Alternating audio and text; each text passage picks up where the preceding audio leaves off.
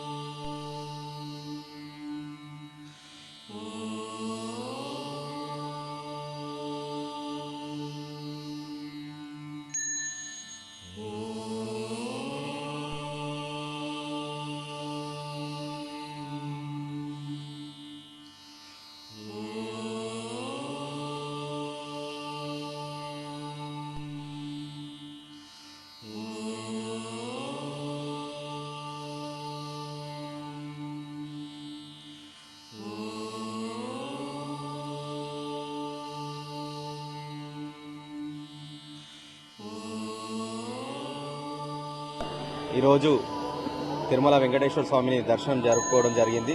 చాలా బ్రహ్మాండంగా దర్శనం జరిగింది.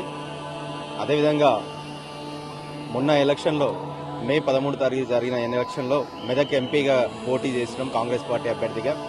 ఆ వెంకటేశ్వర స్వామి ఆశీస్సులు అదేవిధంగా ప్రజల ఆశీస్సులు కూడా నా మీద నిండుగా ఉండి జరిగే రిజల్ట్ రోజు 4వ తారీఖు రోజు జరిగే రిజల్ట్లో కూడా భారీ మెజార్టీతో గెలిపిస్తాడని ఆ భగవంతుడు ఇంత దూరం నడిపించింది వెంకటేశ్వర స్వామి కాబట్టి ఆ భగవంతుడు ప్రజలందరూ కూడా దీవిస్తారు.